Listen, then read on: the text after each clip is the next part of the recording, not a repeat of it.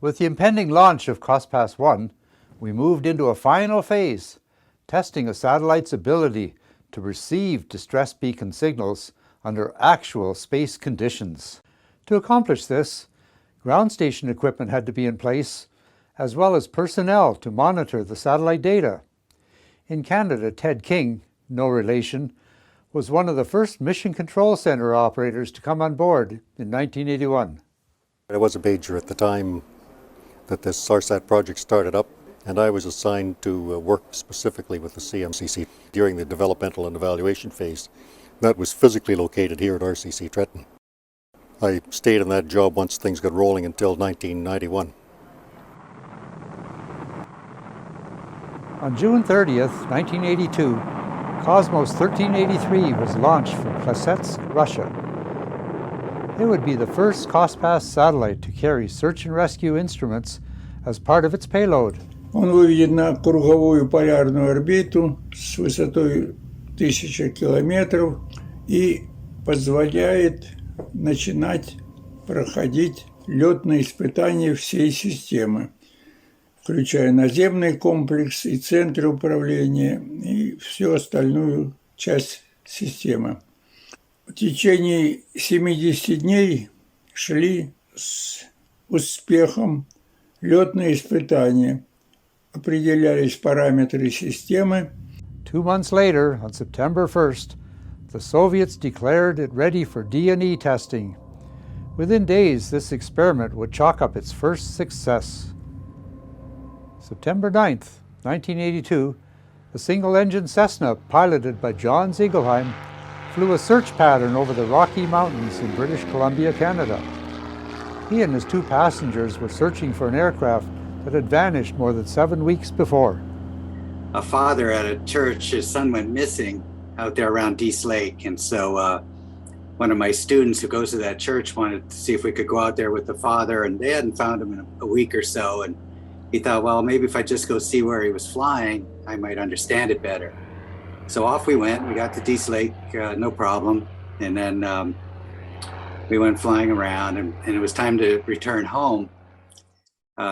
We ran into some bad weather, but we knew that if we'd gone down this valley, we would get down to the airport.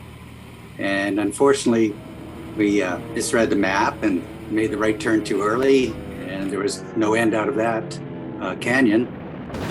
And that's when we went into the trees.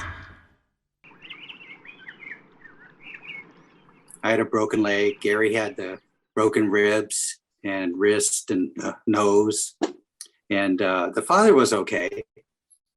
And we set up tent, and we thought, well, okay, we did file a flight plan, so they do know we're missing. They just don't know where we are because we had changed course. And they'd gone out and done an initial search without any luck when Ziegelheim was reported overdue. So I was called in to see if we could use the satellite system to help. So I came and got it set up to track satellite passes in the western fringes, which it was. We only had the one tracking station operating at that time in Ottawa. So to pick up something in British Columbia was sort of at the extreme limits of the system. We had the ELT with us. It was bolted to the airplane, but I mean, it was in great shape. It was in the tail, so it survived. Fantastic. The antenna was sticking up. And so what we thought we'd do is we could get the ELT out, but we couldn't get the antenna out. And we thought that was pretty important. So I got up on top of the airplane with an axe, and I thought, well, I'll cut around it, and then, I can take the whole antenna out of the airplane. Well, I took a couple of whacks at the fuselage, and the antenna went flying. And we thought, well, that wasn't good. But it's out. So we took it with us and then turned it on that night.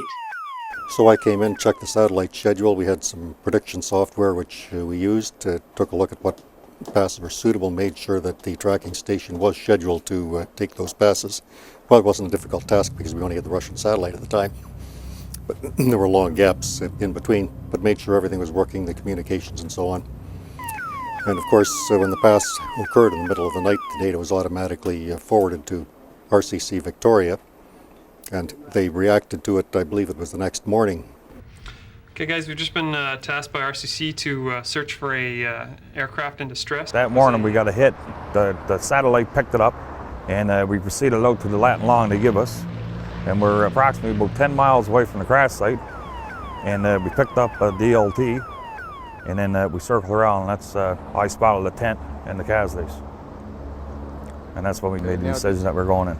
The next morning, bright, beautiful, clear day, and we heard an airplane come by, and they were circling. The guys are out there, and they're telling me what's going on, and they're going, "There's a plane here," and it's a big Buffalo, so they're going like, "Yeah, somebody's found us." Well, that's when they came back and dropped the paratroopers in.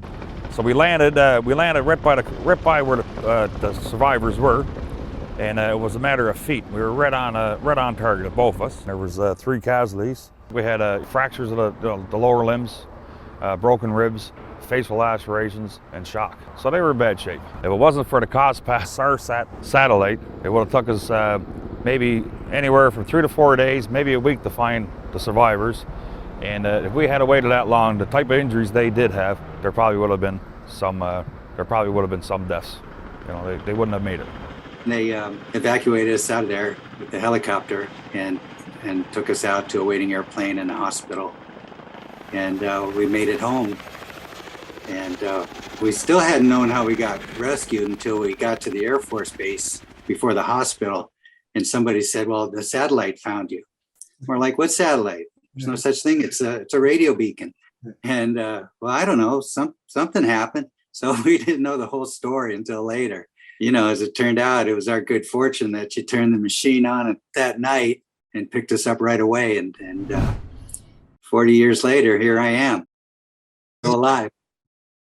Через 70 дней после запуска пресса мировая взорвалась сообщением о том, что советский спутник спас экипаж канадского самолета Cessna-172.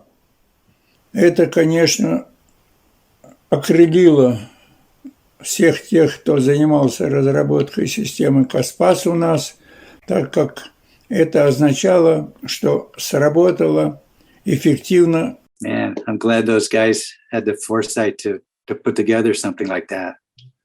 I mean, like 40 years later, how many people it's helped? It's just an unbelievable project. Yes, history was made.